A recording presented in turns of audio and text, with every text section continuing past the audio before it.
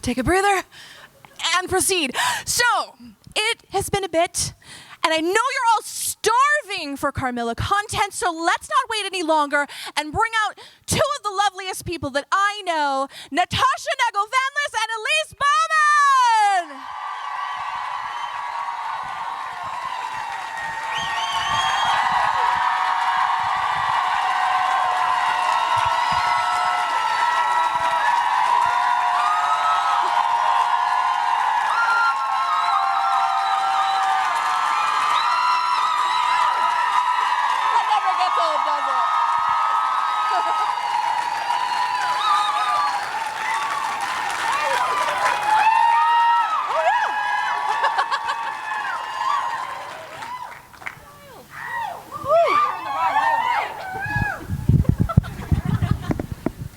Gotta turn my chair, my neck gets a crick. How disappointed are you guys that you picked the wrong room by accident? You're all like, this isn't where we're supposed to be. Who are these guys? I just turned to them, I said, this never gets old, does it? And they said, no, it never does. Only we do. Speak for yourself. So it's been a year and a half since we've had any new Carmilla content. Hey. They don't have any control over that. I know you're sad. But your fans are just as passionate as they were about the show today that they were 5 years ago. Can you believe it? It's Almost 5 years ago, yeah. what? Yeah. Yes. Almost half a decade. Crazy. Crazy indeed.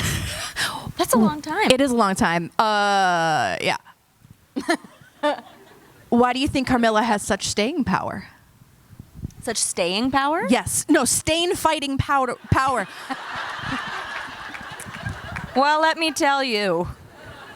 It's got nothing on a laundry machine. Probably because of this one right here. Like, let's be real. Oh, You guys come know. on. You guys know what I'm talking about. Oh, my goodness. I would say, yeah, because of this one. Everyone was, you're so, like, actively engaged with everything and everyone and, not half bad to look at. I get it. This lady, jeez. I had to take notes. Well, I was going to say also this. You. Also me. I love the mutual admiration society the two of you have for each other. It's me. No, I'm just kidding. No, I think, largely all of you and the work that you do, sharing it and talking about it online and tweeting it and making fan art and poetry and music and telling your friends, and then it just spreads and spreads. Like, I'm always so baffled by how many new Creampuffs I've met already just today, where people are like, I just discovered it. And like, that is so thrilling. And that's the work that you all do. So thank you so much. If you were to do Carmilla all over again, these Starting from the bottom? Like starting from the bottom, now we're here. Now we're here. Thank you. 5 years later, what would you take with you that you've learned in these past few years? And would you approach anything differently with all your experience now? Now, are we talking like do the web series all over again? Or Like travel back in time with our information that we have now? I didn't realize that this question was going to be so complicated. We're actors. We're like, why do we walk from here to here? what's our motivation, Dana? Yes, you got to do the series all over again starting like tomorrow, but you have the experience that you have learned. So we go back in time. Hey, you know what? But no, wait, because I have two answers to this. Because if we went back in time, but we had the knowledge we had now, I think, I think a big thing is like I wouldn't stress as much as I did. I mean, we had a really intense filming schedule, and for the new baby Creampuffs, we shot almost every season in 4 days. So it was really intense. And I think I was so worried about, like getting it right and being perfect. And so if I could take that knowledge now, I think I'm more like comfortable with myself and I'm more in my body now.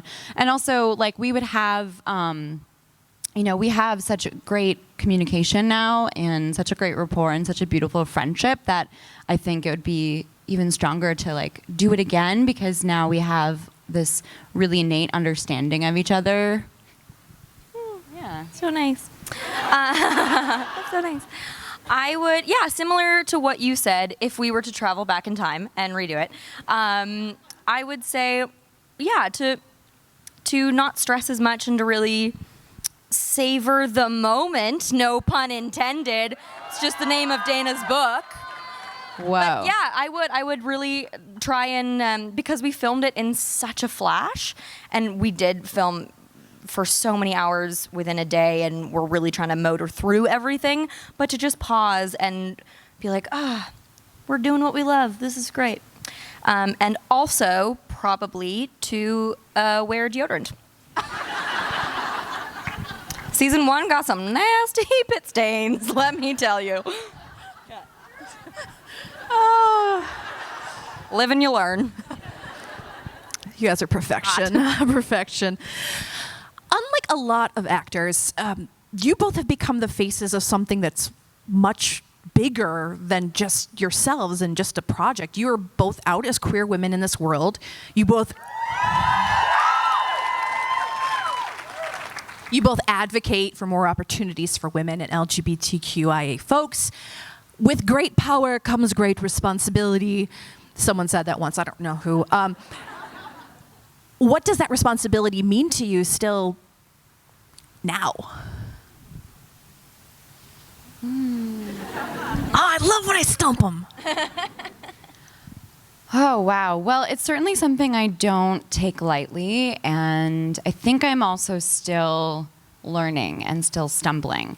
Because obviously I was out before Carmilla, and so the role was really meaningful to me because I read this breakdown for this character that I could really identify with. But I feel like I've learned so much just within the past 6 months, let alone almost 5 years, that I just never want to stop growing and learning and trying to listen. And yeah, I mean, I think that pressure and knowing that can be overwhelming sometimes because I have a lot of blind spots still. I have a lot of privileges that don't allow me to see everything. So I'm still working on it. And I think we still, as a community, have a long way to go. And I think even in terms of representation on screen, we have a long way to go.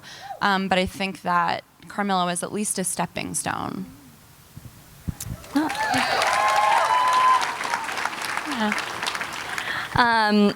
Someone asked me earlier today if I felt pressure to be an out person in the industry or to have a lot of young queer people look up to me.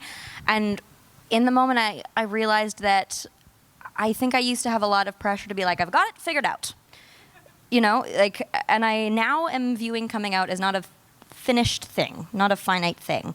And that for me, it has always felt like an endless process that I'm still going through. And so for me, that's something that I am realizing now and trying to be more vocal about, to be like, coming out doesn't feel like I'm stepping out of the closet and nope, I've arrived, here we are, everything's figured out. But to me, it feels like an endless process of re-examining what queerness is to me, what it looks like to me, and how my version of it is changing, how I'm looking at it and examining different things within it, realizing how much the male gaze has creeped into my own queerness and looking at that now. So yeah, there's a lot of stuff where I'm still figuring it out. Yeah. Holy shit, that was profound. Thanks for writing all our answers, by the way, Dana. The kid. So you both have been traveling a lot in the last couple of years, and you've been to Australia, you've been to Europe, Las Vegas. How has being able to traverse the world with your art and meeting fans from everywhere changed you as people? Whoa. These questions, Dana, let me tell you. Well, first of all, I only just got an Aeroplan number. Why did I wait this long? I could have had so many points by now. I don't know. I told you. I could have flown to Thailand. That would have been amazing. But, you know, you live and you learn. What was the question? No, I think being able to have access to people in different parts of the world and meet people who are living in different parts of the world really is eye-opening and really is also eye-opening to the amount of spaces in the world that are still not queer-friendly. And I meet a lot of people who talk about a convention like this being one of the places where they feel finally like they're able to really relax and breathe and be themselves and not have to constantly being like, where are my people? Where are my people? Are you my people? No, yeah, okay, maybe, we're, I don't know. So, yeah. Being able to hear voices from different parts of the world and what that means is really eye-opening, and hopefully we get to travel even more in the future. That'd be cool. Yeah, I'd really love to travel to, I think, like the eastern part of the world, because we haven't had a chance to do that yet, and I've never been to that area of the world yet. So I think it's been really nice to travel to Western countries, but I'd love to be able to, just create spaces in other parts if it's safe to do so. I mean, in terms of being able to travel with the work that I do. And with Carmilla and different films, it's been such a gift because I never thought that I would be able to do that, and I never got to see the world. So the first time I even traveled outside of North America was to go to Australia to show Carmilla, and I mean it's so when we shot season 1. I was still bartending, and the first time we did our first red carpet, it was quite magical. And the next day I went into my bartending job, and I went down to clean the bathroom before my shift as I was supposed to, and someone had taken a turd on top of the closed toilet seat that I had to clean up, which keeps you grounded and keeps you humble. Where was this story going? Oh, so like that was my life a few years ago. I was literally cleaning up other people's turds. So I need to remember that story, because I think it's easy to get used to like the travel and you know, the glamour of it all, but it's also important to like check yourself and be like, okay, yeah, this is cool. I shouldn't take this for granted. So, yeah.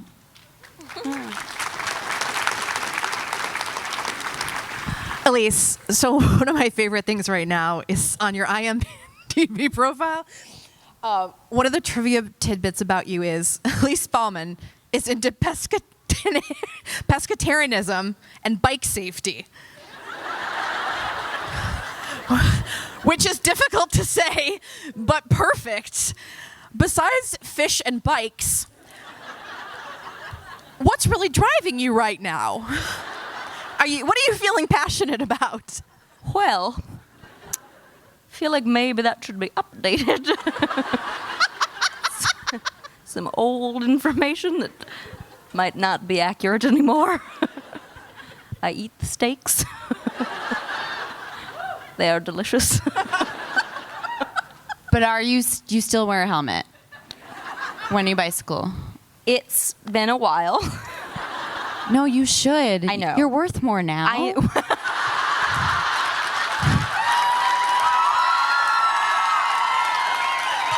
Insure that shit.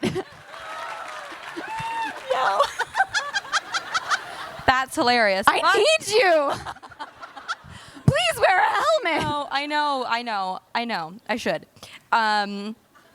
So the other thing is, funny you should say what's driving me lately, because 12 years after the legal age of 16, I've decided to learn how to drive a car.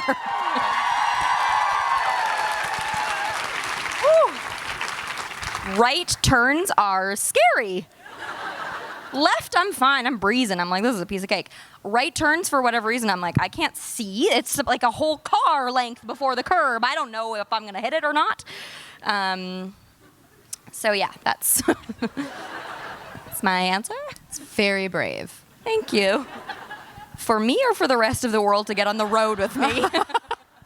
Maybe both. I don't know how to drive. Well, I'll teach you. So many life experiences shared together. All right, Natasha, your IMDb trivia tidbit is that you foster rescue dogs and enjoy playing recreational softball, which I think every queer person should use in their Tinder profile. Do they have your permission? Yeah. Okay. Same question for you. What is stirring your soul right now? Okay, well, I adopted my rescue dog, so I no longer foster, for he is a prince and would not be cool with that. But one day, if I have more space, perhaps I will. And sometimes I do still play recreational softball. When I have the time, I sub on my friend's team in the summer, and I am really rusty. Quite rusty. What is driving me now? Actually, that's a great question, because recently I was thinking about how my work is my fun and how I don't actually have like hobbies that I don't try to monetize. Which is maybe just good business savvy, but I was thinking about how I should maybe just do things for no purpose. I used to do pottery and ceramics. My mom does ceramics, so I've recently been looking into taking ceramics classes again. But then, like, maybe I'll sell them. Just kidding. But I have also been getting back into improv as well. Which has been great. Yes, if you were there last night, Natasha was at Ships and Giggles, and she was terrific. Well, thank you. Yeah, it's been a long time since I've done improv, and it's just such a wonderful way to experiment and play and learn how to listen and work as a team and make eye contact and all those good things. So thanks for coming out. So we have skills for dating. To be able to like make eye contact and like, I should do that. Anyways, continue. You should come to my workshop. Okay. Oh my God. So we've come to the extra special portion of the Hollstein panel.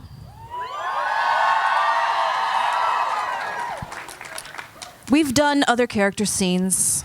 We've brought a little holiday magic to London with Boughs of Holly. But I really wanted to cook up something special for you two and to honor our host city of Las Vegas. Whoa, what?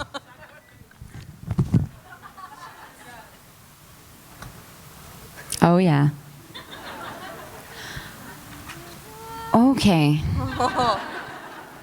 Man, she's so good. She highlights them for us, too. Oh, this is great. Ho, ho, ho. Put this off stage for a second. Hold on. I know what I'm getting Dana for Christmas now. I'm going to get her like a bedazzled folder. Like one with sequins You know on it. that she can hear you, right? Oh, crap. All right, so why don't you two stand up, get, limber.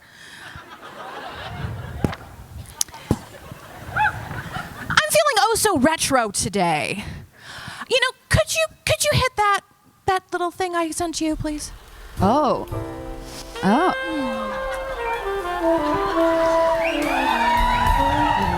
Las Vegas, a city full of angels and devils. Some come to fight, others come to play, but they all come to win. At the Sin City Detective Agency, P.I. Burns has seen it all. She's got a strong will and a weak spot for beautiful women and boxing matches. Every day she rolls the dice, and sometimes she scores. So, sorry, all right, I have multiple roles. Excuse someone here to see you. Well, if it's my bookie, tell him I'm not here. Same if it's my mother. Neither, detective. It's a really pretty nervous lady. A damsel in distress? Send her in.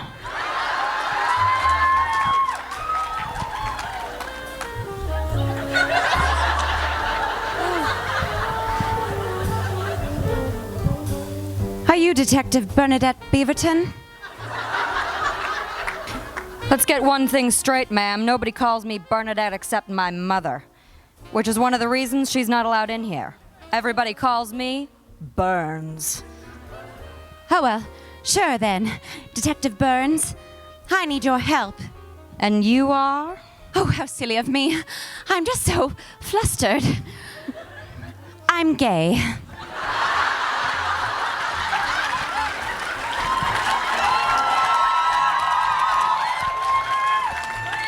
Well, congratulations. Okay, never mind then. I'm sorry. I'm sorry. Well, Second page. Oh, it's double-sided because you love the environment so much. I'm Gay Beardsley. Your name is Gay Beardsley? Yes, is something the matter? It's just, you seem... Never mind. How can I help you, Mrs. Beardsley? Well, I seem to have lost my husband. Did you retrace your steps? Well, you see, my husband Harold, he left a few days ago for a long weekend of golf with his caddy, and well, he's not at his hotel. They said he'd never even checked in. The studio's getting awfully nervous. The studio? Oh, yes, we're both Hollywood actors. You could say that the studio brought us together. In fact, they really pushed us to get married. Ah, so now you're Gay Beardsley. Exactly. Well, what movies would I have seen you in, Gay? Oh. Well, have you seen me in the romantic thriller, The Boston Marriage, or perhaps Dorothy's Friend? I played the friend. Oh, I don't get out to the cinema much, sorry. Oh, well, that doesn't matter. I just need to find Harold, or the studio will drop both our contracts, and my star is just beginning to rise. Well, Gay, I'm your woman. Oh. If I can't find Harold, no one can. Now, why don't you head back to your hotel and rest a while? Oh, you're so caring, Burns. I know I'm in good hands. Goodbye. Does a low whistle. Boy, Harold. Who's Harold? Do I have something to tell you?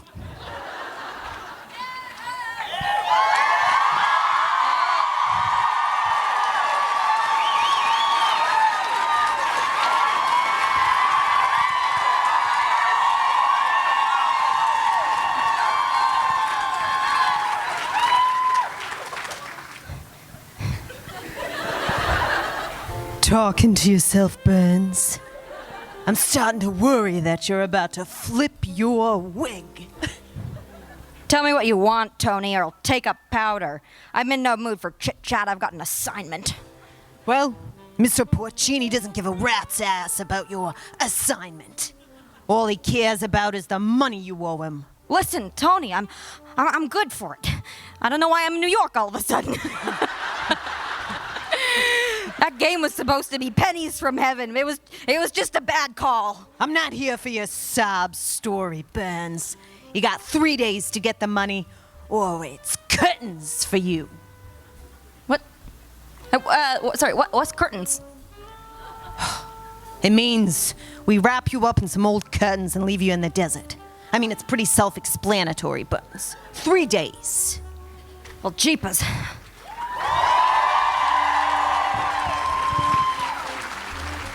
I'm screwed. When Detective Burns is on the case, she won't leave a stone unturned. 3 days later, she has some information from Mrs. Beardsley. Here are some photographs. Oh. Oh. Oh. Oh. Oh. What's... Oh. You want to know what that is? It appears your husband and his caddy are, well, playing on the same team. Oh, well, I knew they were close. I guess I should have suspected something when he moved the caddy into our guest house. I mean, no one needs that much practice on their swing. Ba-doom-ts. So, what will you do now? Well, I guess I'll go back to Los Angeles and tell the studio that we just weren't meant to be, which is the truth. They'll probably just find me another bachelor actor in his late 30s they want me to cozy up to. Gail starts to cry, but I'm too dehydrated and medicated, so... Doesn't have to be that way, gay.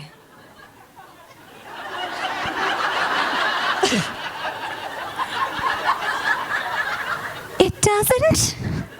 Sniffle, sniffle, sniffle. No. The script is being written in 2019 by a lesbian. And you can be whoever you want to be. Because who you are is a real dish. Catch me, you spoon! I did not write that line.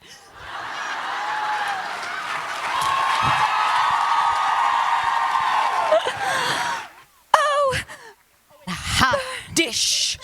Burnsy, it's time to pay up or you know what's gonna happen to you. What is she talking about, Burns? I made a bad call, doll. But you're the only thing worth betting on in this town. Oh, Burns. Oh, gay. Excuse me. Remember me, I'm here to murder you now. Oh, listen here, Mr. Mobster. Don't you dare touch a single hair in Burns' perfect head, or you'll be hearing from my lawyers. Wait, I know that voice. It's you, Hollywood starlet, Gay Beardsley. I'm a huge fan. I loved you in Jim Teacher's Assistant. Oh, I'm so nervous, I'm stuttering.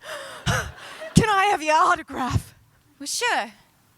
Wait, no! Not if you're planning to hurt my Burns. Oh. Well, Okay.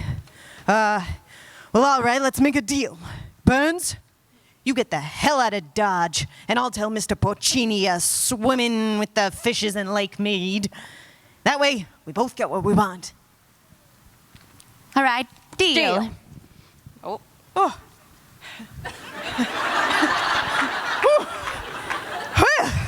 Oh, look at that. It even has a little heart. Thank you for not killing my gal. Love, Gay Beardsley.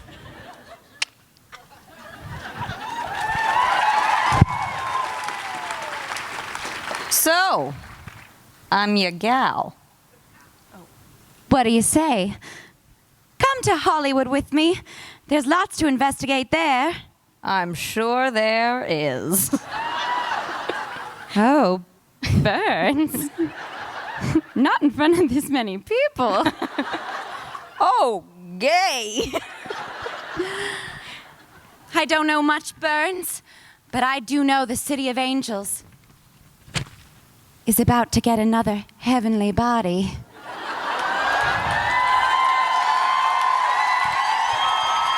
Now, catch me.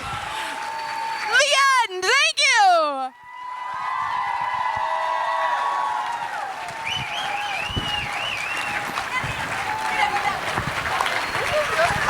Thank you. Thank you.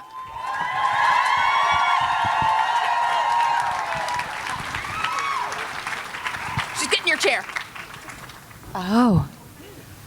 Oh. That's Look, it's Annie Briggs, everyone! Hi, Dana. Hi. So we're going to open up the floor for audience questions. Ooh, ooh, ooh.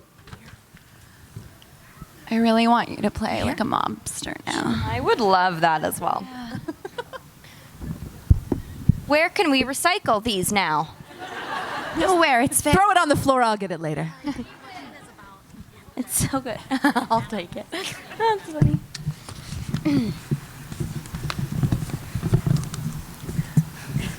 Hey.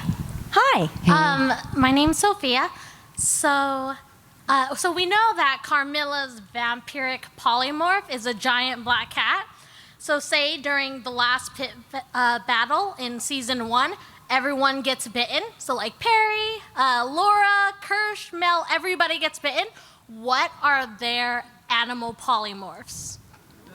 Ooh, yes.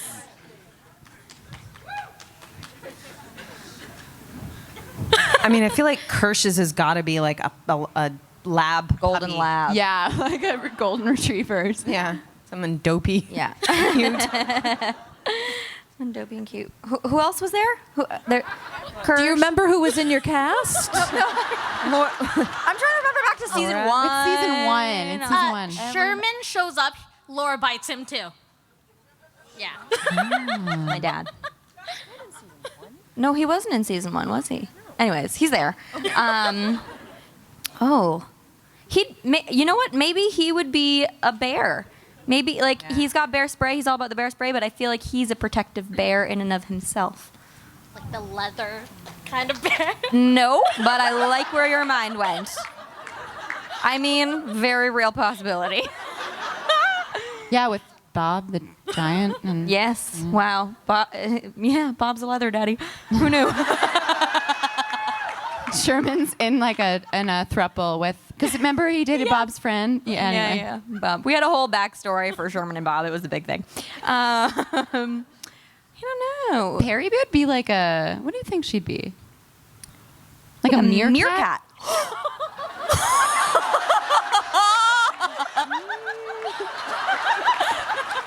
It shall be so. Perry's a meerkat. That was crazy. What number am I thinking of between 1 and 10? Ready? 7.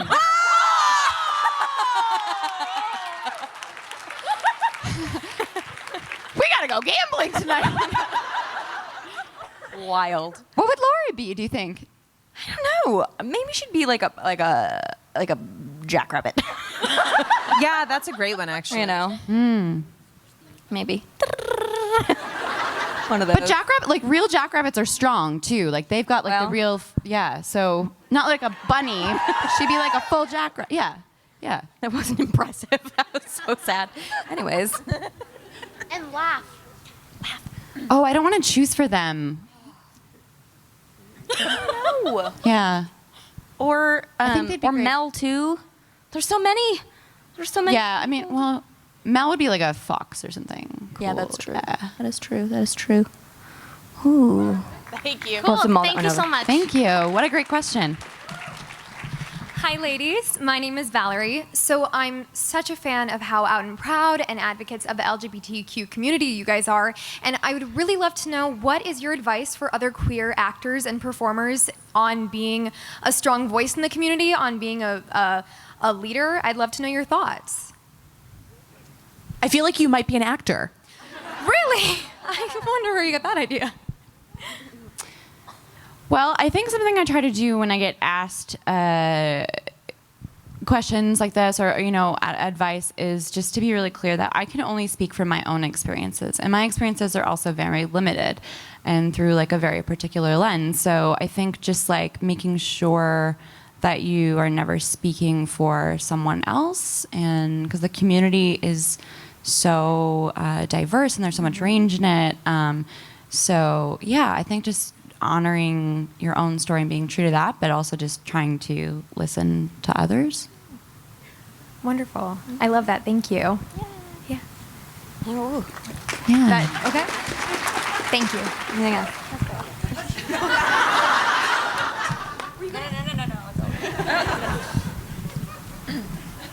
What is going on? I thought there was more.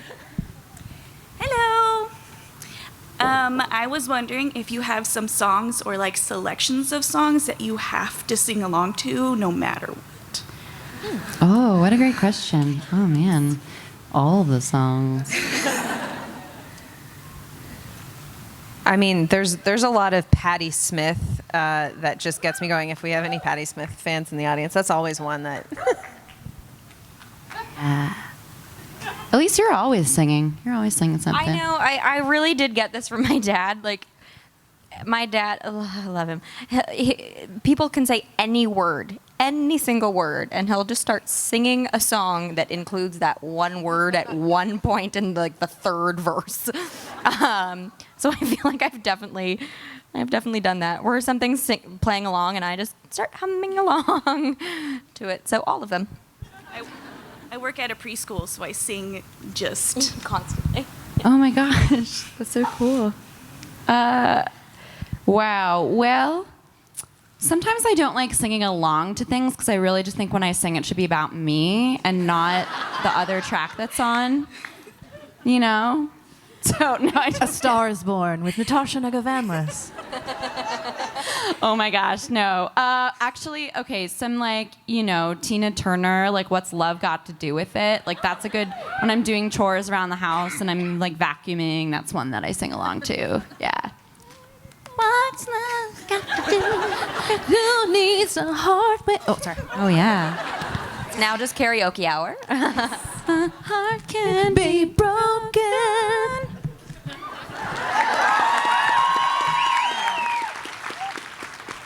You went for the key change. You were going for the key change. Hi. My question is, if you were to do the Maria Kondo method, what's one thing you would never get rid of? Would never get rid of? Oh, that's a beautiful question. What is this method? Yes. Okay. So you get rid of things that don't spark joy for you, but you're allowed That Netflix show, the book, it was like she wants you to get rid of all your stuff unless it means something to you. My tax receipts. Get rid of those. Those spark no joy and a great amount of anxiety. What wouldn't you get rid of? I wouldn't get rid of my family heirlooms. Oh, that's nice. What are they? No, you don't have to say. One of my favorite family heirlooms actually was that my grandfather on my father's side was a Shakespearean actor in Burbage Tree's founding group, and I inherited his complete works of Shakespeare in individual bound copies, leather-bound copies of all the scripts. So I have this old wood crate, and they're falling apart, and they have his notations in them. Oh, yeah. Cool. So I think there's magic in that. That's so cool.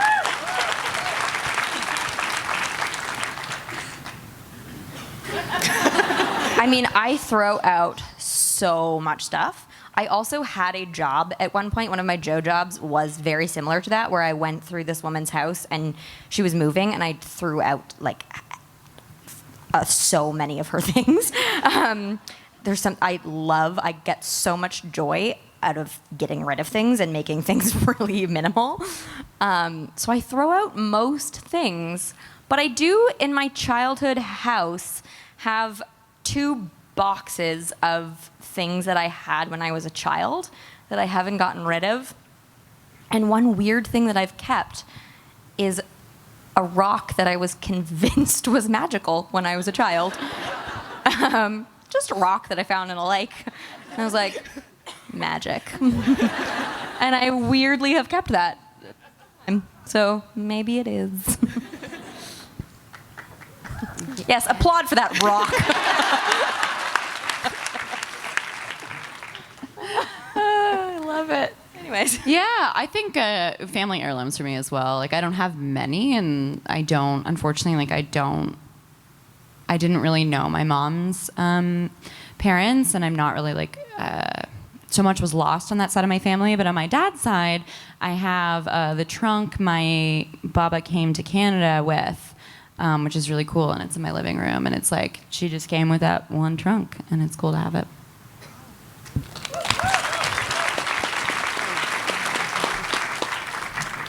Howdy. I had a question about, in the movie when they go to, Purgatory, we didn't get to see,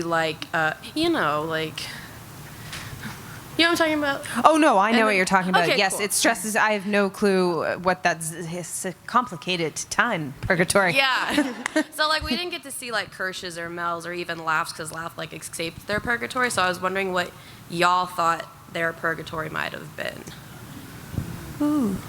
It wasn't necessarily purgatory. It was more of a place where your Nightmare biggest land. fears come true, right? Something like that? Yeah, I think like your worst. It was Nightmare Land, is what we were Nightmare calling Land? it. So it was Yeah. like our nightmares. Yeah. Yeah. Laughs would maybe be a science experiment gone horribly wrong. Like just test tubes exploding everywhere, and maybe people coming in and being like, these two look like they mixed together. And Laugh just being like, no. Maybe that? I don't know. Yeah, that's I feel like Kirsch's would be like the antithesis of like a grocery store, like a fasting zone where you had no access to food or snacks or things to eat. Maybe. There was one line Kirsch had where he was like, they were hunting me, and I think like Hunting me for sport, yeah. Yeah. Like I think he was getting chased by a bunch of Amazon women. All right. Thank you. You're welcome. Hey, I'm actually super new to the Creampuff family. I just started watching it like 3 weeks Welcome! ago. I was introduced to it by this I one love right here. hearing that. So- Did you say you just started watching it 3 years ago? 3 weeks ago. Oh, that makes so much more sense. Haven't even seen the movie yet. So my question is, Carmilla is like actually one of the first shows that I've seen that's normalized being part of the LGBTQ community. How would you guys like to see that in society, and what are your thoughts on how you guys have done that within the show?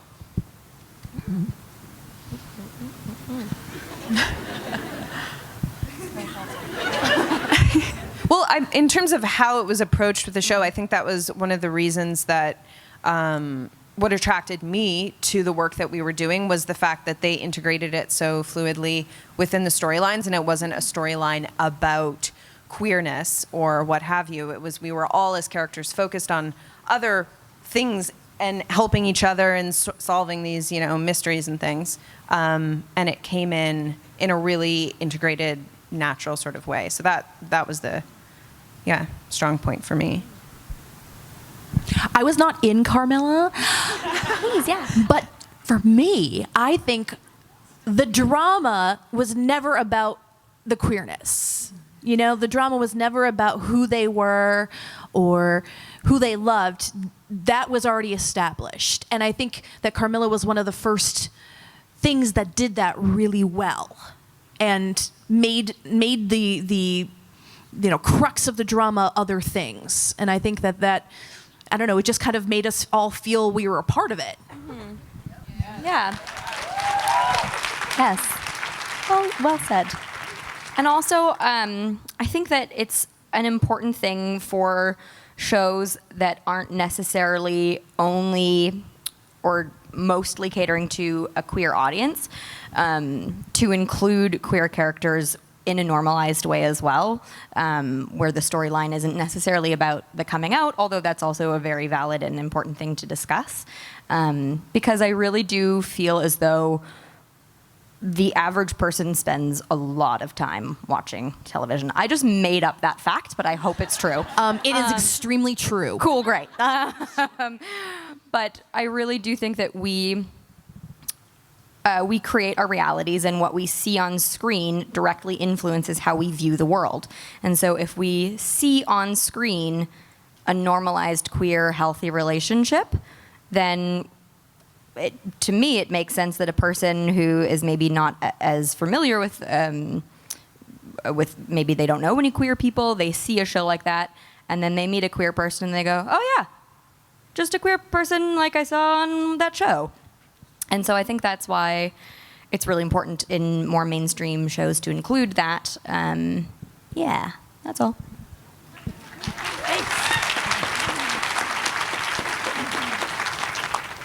Well, I'm Kaylee. I'm the one that introduced her to it, and she kind of just stole my question. But Rude cream puff. I know. That was shady.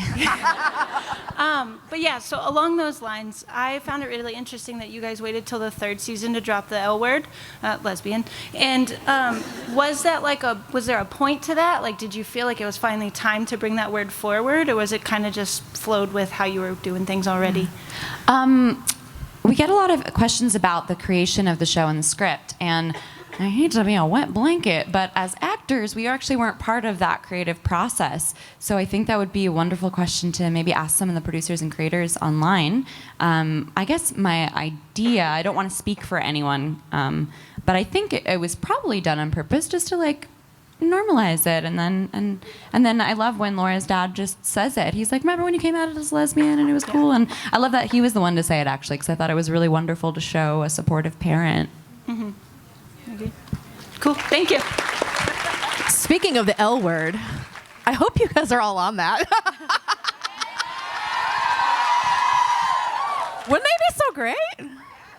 Yeah, I'd love to see a script. You hear that, L word? If you're here? Yeah. Yeah. Hi, so if the TV show does get the green light and you all get to play the same characters on it, what's one thing you would want to happen for your character? I've always wanted Laura to have a very smart trench coat. Yeah, that's such a good answer. At this point, she deserves it. She really does. Like perfectly tailored. Yeah, just like a good, smart trench coat.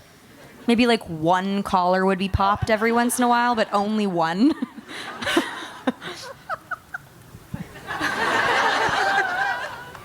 That's my answer, and I'm sticking to it. Guys. What do you want for Barry, Annie? I mean, you are so similar. It's uncanny. Oh, God, that's a great question. Can I say what I want? Yes, for Barry? please. Tell me what would you like for Barry? I want Perry to be like secretly very kinky. Yes, I want Perry to be like a dom. This has been discussed at length. Yes, well, and may or may I'm not sorry to share this already with be the part of public, the but backstory. yeah, we've discussed this. Yeah. How about for Carm? Oh, I think some really fierce fangs, some like really cool, proper fangs. I'd love to see that. Awesome. More bloodlust.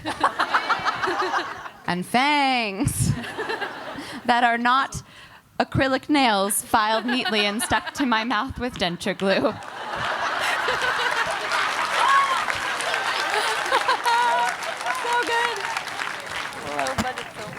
Oh, Hollywood secrets.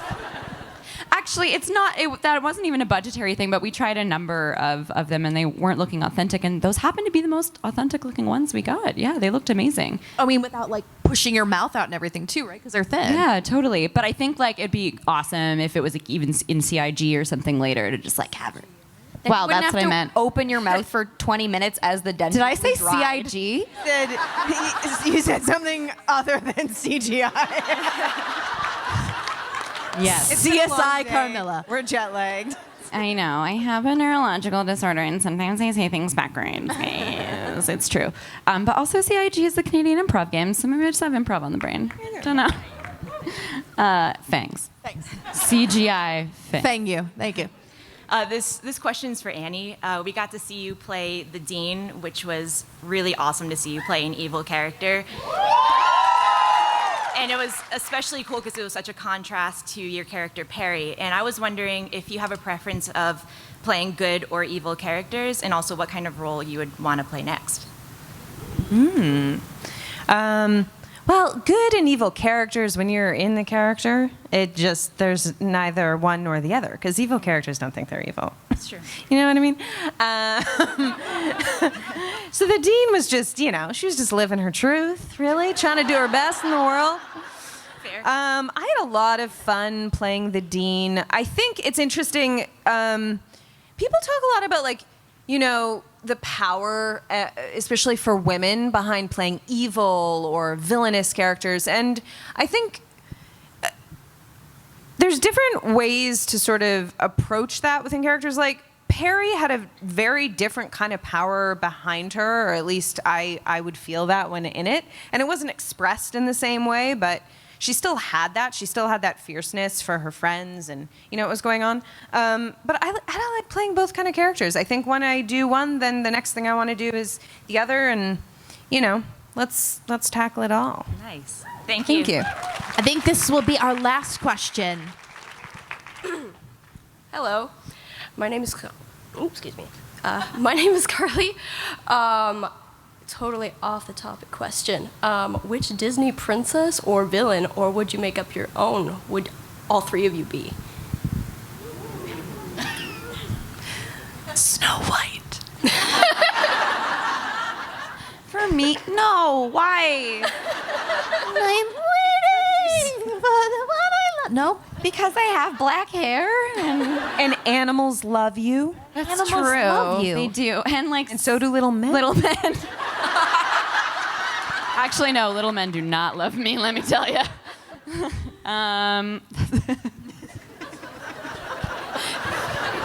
They're quite threatened by me, really, if we must say. Oh my gosh.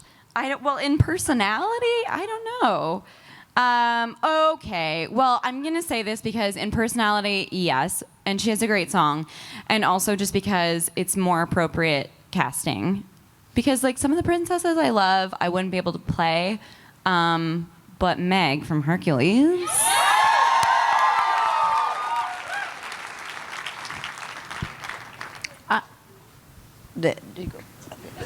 I'd like to play Ursula the Sea Witch. Yeah! I think maybe I'd be the lobster from The Little Mermaid. No, you wouldn't. Yeah, that was a thing, right? I think he's a crab. He's a crab? Sebastian. Sebastian. Sebastian. He was a crab? He was a crab. Wild how you can remember things differently than they were. Crustacean, potato, whatever. Yeah. Crab, lobster. Yeah. Crab? I think I'd be Sebastian the crab. I think he's Jamaican, My soul though. of He is Jamaican. I haven't seen this movie in a very long time. Honestly, I just picked that because I don't know a lot of Disney movies. Oh, Flounder, though. Who's that? Oh, that sounds good. That's Flounder. Guppy Fish. The Guppy Fish. The Guppy Fish? I really don't remember this movie at all. Okay, well, I can't do that one. The Guppy sounds good. I'll take the Guppy.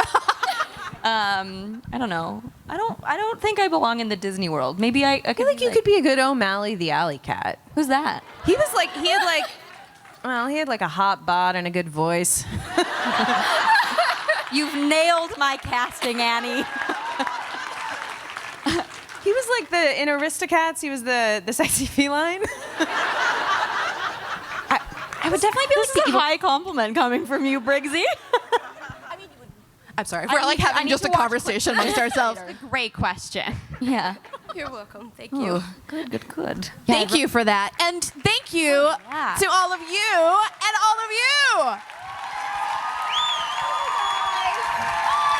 It never stops being awesome to be on a stage with these three. Thank you so much.